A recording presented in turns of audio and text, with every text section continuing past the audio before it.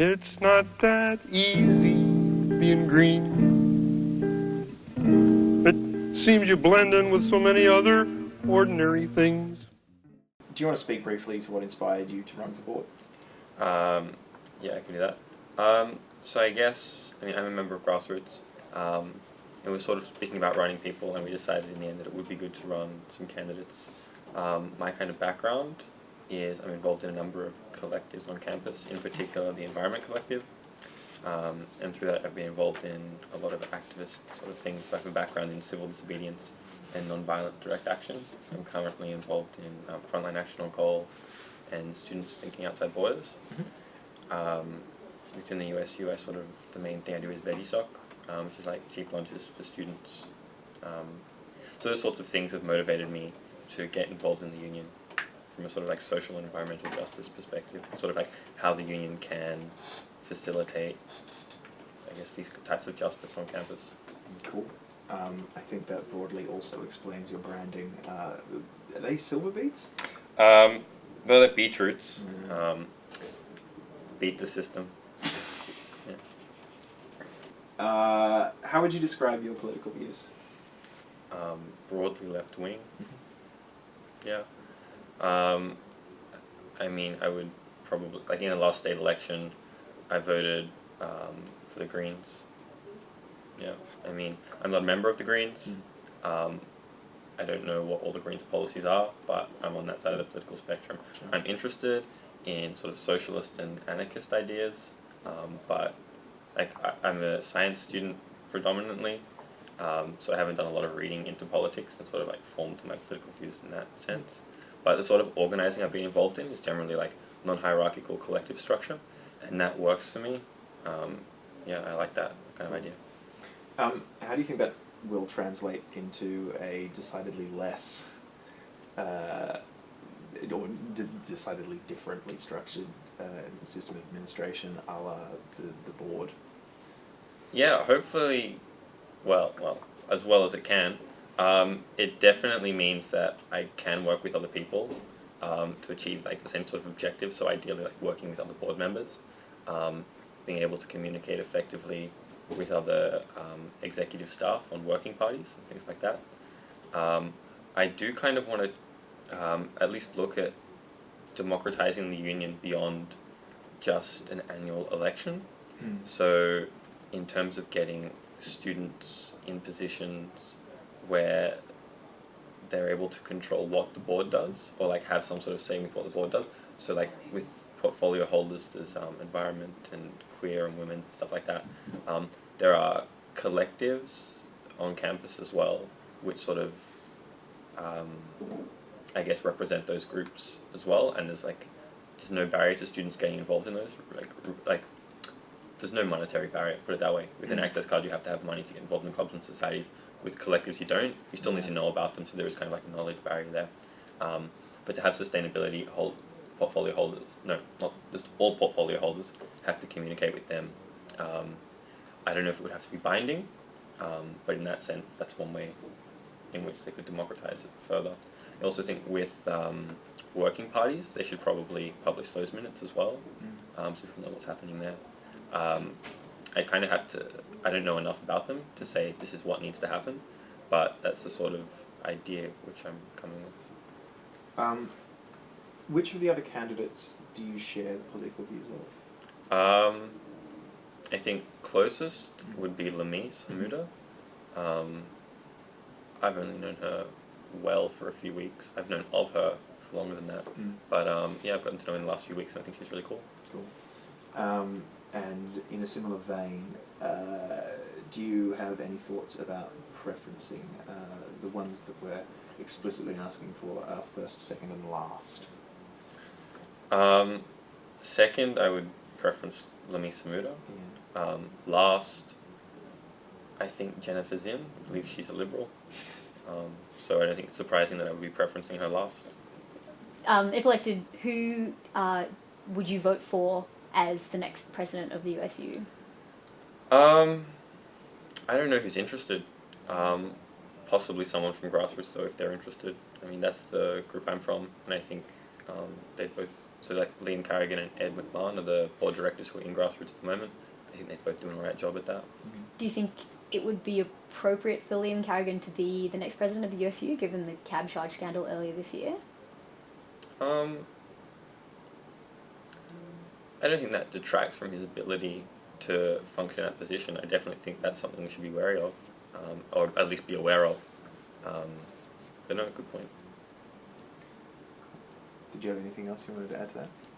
No, not that question. Cool. You wanna go? Alright. A lot of students who ran last year said that they wouldn't seek the votes of Senate-appointed directors and have since gone against that. Can you say conclusively whether or not you would seek the Senate-appointed director votes if you were to go for an executive position next year? I've not thought about that at all. So I can't say conclusively either That's way, fine. but probably not. Yeah, how do you think the balance of power falls between student and non-student positions on board? And how, if at all, would you like to see it changed? Interesting. In theory, the students are meant to control the board, and then there's meant to be a CEO. Well, there is a CEO, that's Andrew Woodward, and he gets paid, to my knowledge, about $200,000 a year with a $50,000 bonus, which he tends to get. And then below that, there's the sort of there's the executive staff, like director of operations, director of whatever, and to actually get what you want done. So like, say you have a policy, you want that implemented, you sort of have to convince other board members, that has to be voted on, and then you need to get the CEO to sort of implement that. So I think a lot of the direction that USU takes does come from the CEO, because the executive staff kind of know about factional politics on campus anyway, so they are able to manipulate how the board will vote. Potentially they'll say things like, you don't really know what you're talking about because I've been doing this job for, I don't know, 10 years or however long I've been doing it for. I think Andrew Woodward 5 years or a bit over. Maybe he's been a CEO at another company, I don't know. But they'll say that, and like, what do you guys really know? You've just been voted in, just let us handle it. And that's what we need to be at least aware of. Maybe that is a valid point sometimes, but also it might not be. So you were just talking about remuneration. Do you think it's appropriate to discuss issues like the amount that the CEO is paid in camera in meetings? I think it's alright to talk about that.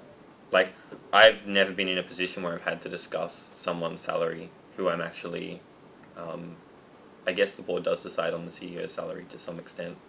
Yeah, but a lot of those discussions occur in camera, which means that, like, for example, we can't go in and report on them. Do you think that that's a good idea? No, I think it would be a good idea if students knew how much we were paying the executive officers of the student union. I think that is reasonable. To a degree implied by the fact that you took a punt at Woodward's salary just now anyway. Well, yeah. It's Okay. totally fair. That wasn't a slight, that was... Compliment. Yeah, no, I've never heard the exact figure, but I'm very curious and I know a lot of people. I don't know if that's exact, just to clarify, but sure. I think it's ballpark. Yeah, alright. Cool. Next one, particularly pertinent 2 years ago, but I think the example stands, and it's to do with Tom Rowey's actions. Obviously you come from the same base as he does. Under what circumstances would you consider it appropriate to breach your duty to the board for the greater good? If it really was for the greater good. Like if to me I was convinced, alright, this definitely seems like it's in the public interest. And then also it's like, whose interests am I going against in giving this out? So I don't know what the board's interest would necessarily be in those circumstances. Yeah. Do you think that it's the place of a director to unilaterally decide what does or doesn't make public interest? So I guess you're asking, like, should there be a discussion amongst all the directors? Should we reveal this document? Yeah. I think that's probably the way to start, right? Can we reveal this? And then if everyone's saying no, but it's still eating away at my conscience so much, than I probably would. Like, when I think about whistleblowing, I think about Freya Newman and what was the school? White House Institute, which was like the Tony Abbott daughter getting a scholarship essentially, right? Yeah. Yeah. And I think she did a really good thing by whistleblowing and letting everyone know about. To policies, how would you seek to implement? Actually, let's go for one particularly. Actually, what do you think is your most ambitious policy? Ambitious. I'm working on a 10-page policy document at the moment, and there's actually, like, because there's a lot of policies, it's hard for me to remember all of them all the time, which is why it's good to actually be able to go back to the policy document and be like, right, I said I would try and do this. Maybe I can start working on that. Yeah. And because there's so many, I'm trying to prioritize them, like, what do I really want to achieve? Student housing, that's something which I think could potentially be ambitious, depending on, I think that's ambitious. Because, so what I think the union should do is undertake a housing review to see if they can start operating contracts with the university or something like that. I don't know if that means the union needs to buy a house, not a house, but a property, or if the university could invest in the property and the union could just operate it. Right. So currently the university has been increasing the number of beds it has by 4,000 to 5,000. I think in semester 2 this year there's going to be the Queen Mary building opening up, which is in RPA. From what I've seen, the cheapest room there is going to be $289. For some students who were here in 2013, you'll probably remember there were pods on Eastern Avenue, and you could go in and check out the sorts of rooms they were having. They were explicitly labelled affordable accommodation. These are the Queen Mary building rooms, which are now $289. A week? A week. Yeah. From my understanding, it's a week. It's not surprising given that they're probably competing with the likes of Igloo and Urban Nest, both of whom are like upwards of $350 a week, and also flying under the banner of affordable housing. Yep. So, yeah, I would like to try and like find somewhere where we can do it cheaper. I know Stucco, which is a housing cooperative run by University of Sydney students. It's in part owned by the Department of Housing, by the University of Sydney, and by the students who live there, or their group, right? Their rent per week is $73. It's in Newtown, it's on Wilson Street. So I think the union could find somewhere within that price range. I don't think it's realistic to get $73 for the union. I think that'd be quite hard. At least for me as a single board director to push for $73 accommodation. It's hard, but definitely something below 200. Like, that's what the union should be aiming for. And on that, I think some of it should be reserved as emergency housing. Yeah. So like, I think Stucco has one room, like has 6 rooms for that, and they operate that through the SRC. Yep. But emergency housing for students who are kicked out of home, often queer students are kicked out of home. Then also, if you're kicked out of a rental property because you've been evicted for whatever reason without notice, landlords do that. They can't, but they do. Okay, so I have a question on that. Obviously, the main reason for increasing the availability of affordable housing would be to support like low SES students. But currently, Stucco, which is probably the cheapest option, doesn't use income as a determinative factor in assessing applications. So would you support stricter means testing for any like new affordable housing ventures that the union has? I would, at least for a portion of the housing. I definitely think that's, I agree with that. Yeah, I agree. Cool. There's definitely an overlap in the aims of the USU and groups like the SRC. Of those two, which do you think does more for student welfare and why? Student welfare. It's a big, sort of broad thing. I guess there's overlap in the area of student welfare, but they both cover different aspects of it. So the SRC sort of have caseworkers for Centrelink. They have lawyers or like legal advice, and for international students, but also for domestic students. I think that's really good. In terms of welfare that the union provides, I think it's more like campus culture. I don't know a lot of welfare things they provide, Yeah. and maybe that's just my ignorance. I don't know. Do you know any in particular? Look, not off the top of my head, but there are a lot of candidates who have come through, particularly in this election cycle, with an eye to like welfare-oriented policies. Really, I mean, there are things like safe spaces, which I guess. Yeah, that's true. Yeah. Reader question. What specific ways will you increase international student involvement, seeing they make up a large yet underrepresented demographic in university leadership factions? And the second part of that question is, how are you going to obtain like necessary information in terms of like statistics and that kind of thing? Okay. I haven't actually focused on international student involvement a lot, and that's because I've noticed that a lot of the other board directors have focused on international students. So I know both Michael Reese and Lemisa Muda, and potentially others. In fact, I believe others. I think Jack Whitney as well. They're all focusing on international student engagement. So I was hoping like other board directors would bring ideas with that. I definitely think I think 20 or 25% of the student population are international students. So yeah, the union should definitely be engaging with them. I think they get, at least a portion of them get engaged through the V team, which is the union's like volunteer, like help out on health and well-being day or whatever. And they do get involved with that. I think the union also provides them with the International Student Lounge, but in some ways that does segregate them. But I think like having a space to hang with other international students is also a good thing. Yeah, sorry I can't answer that better. No, that's good. It's nice that you're frank about what you don't know, but you do know an awful lot. As I understand, and correct me if I'm wrong, Dom, I think you ended up doing best on... You were in the top 3. Okay. Oh, great. As far as I'm aware, we haven't actually done the numbers, but Mark Good. and I think we're in the top pile at the very least. So you bring a lot of institutional knowledge to the position, well, certainly relative to the other candidates. What other experience do you have that you think makes you a capable candidate?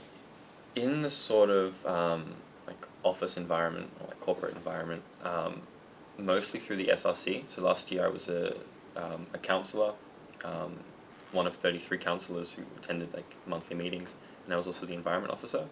So through being a counsellor, I've got experience at meetings. I understand how they function, procedurals, that kind of thing. Then with my experience as the environment officer, I've sort of had to manage budgets.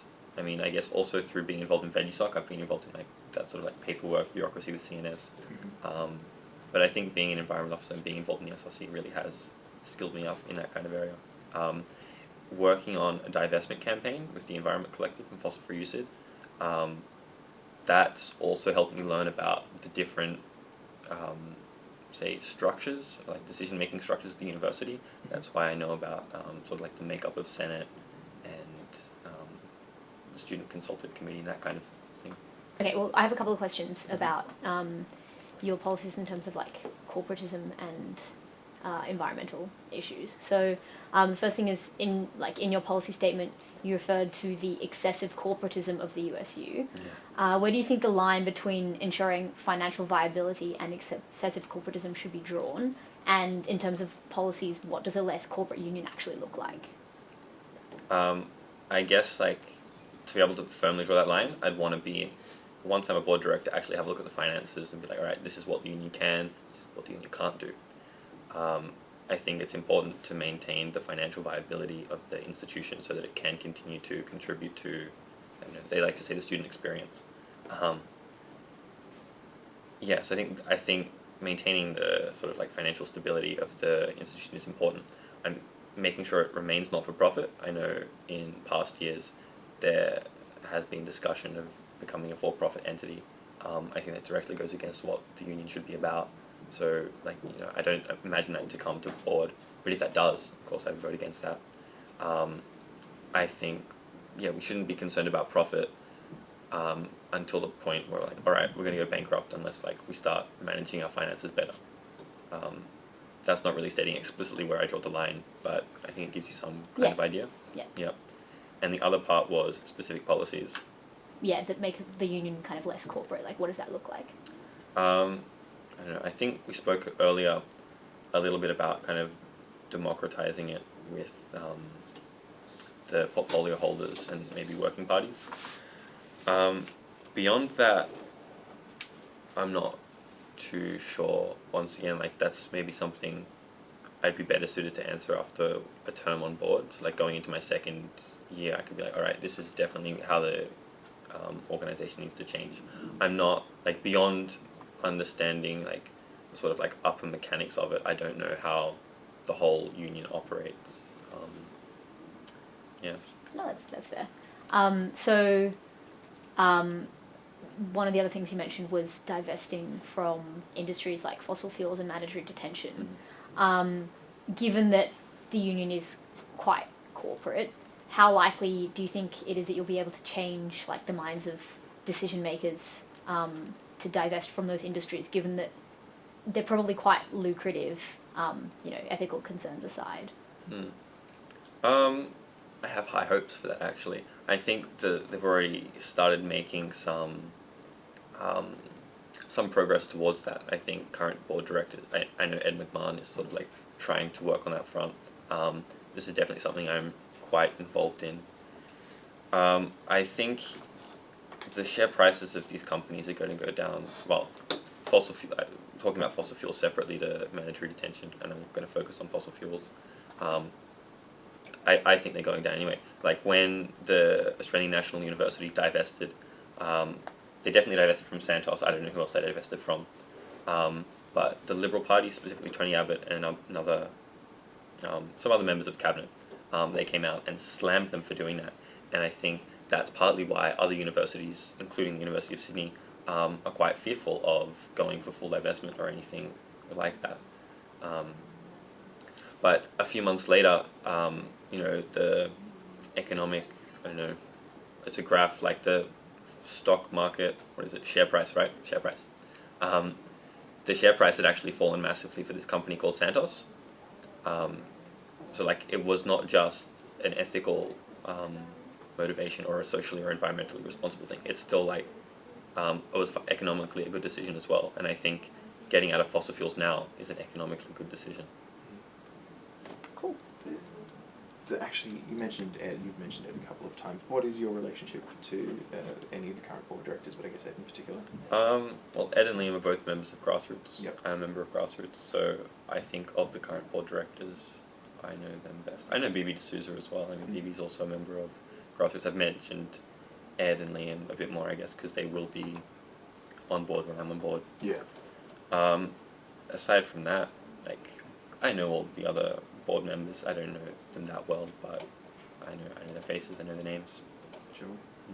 Mm. Sorry, I missed it at the beginning. Who's your campaign manager?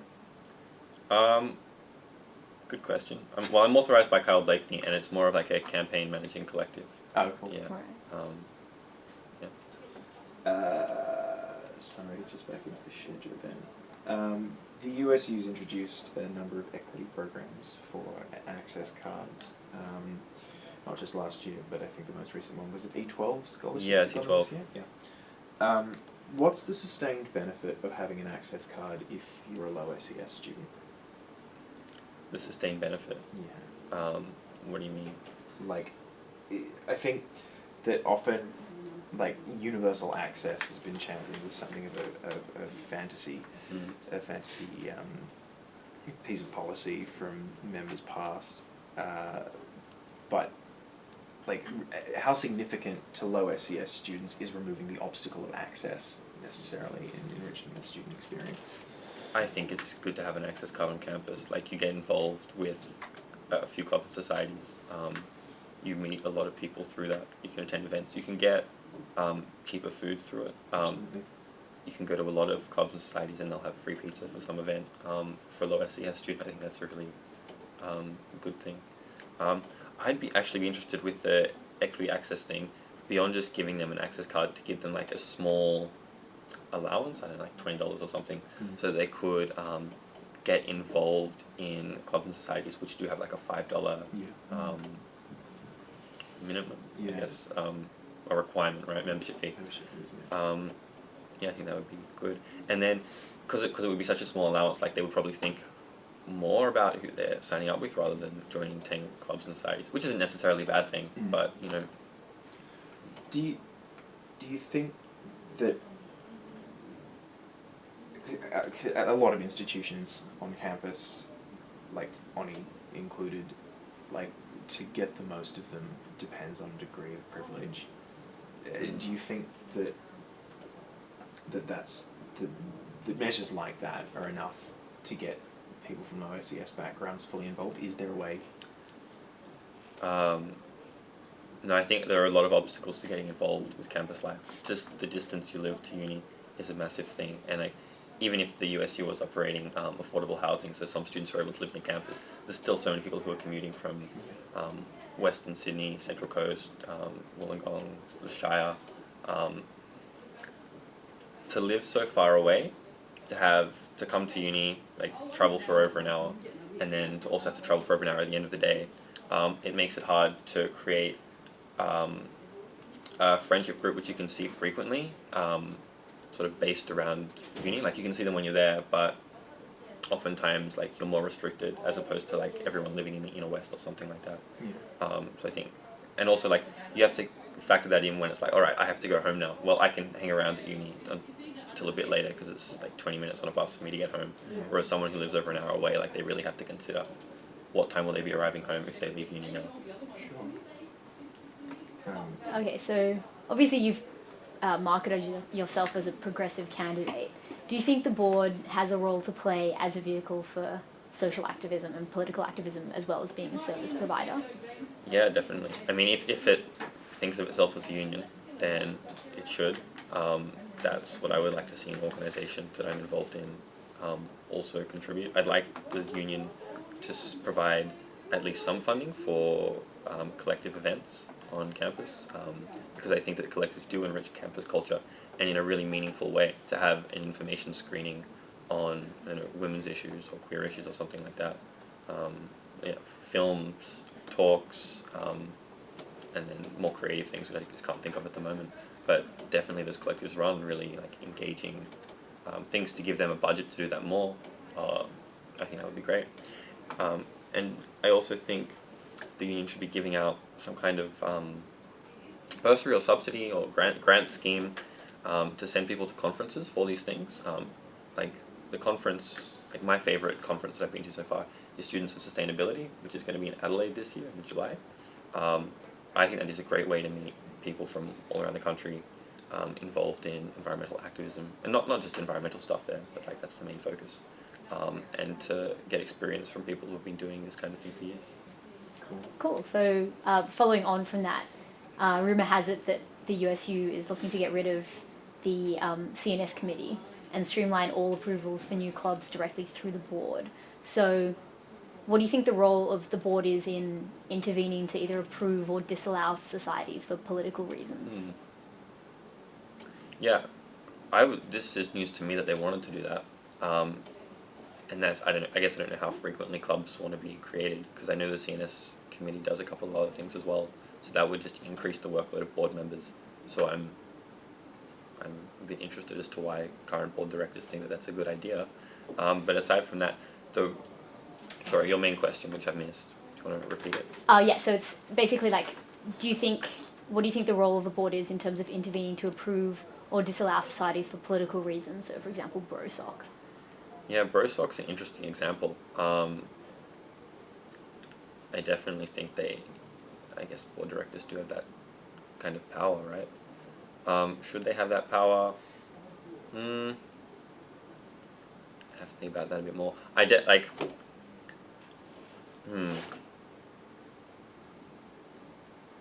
mean, I'd rather just talk about BroSoc than this specific question, because I honestly haven't thought about it, and I don't know, and I think it needs a considered answer.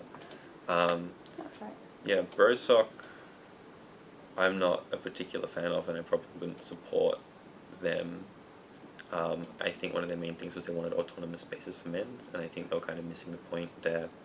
And I mean, arguments were made that it was detrimental to the mental health of certain people who might otherwise have joined BroSoc, expecting it to be one thing, but really they were just I don't know, get hammered in this like constructed idea of masculinity or something.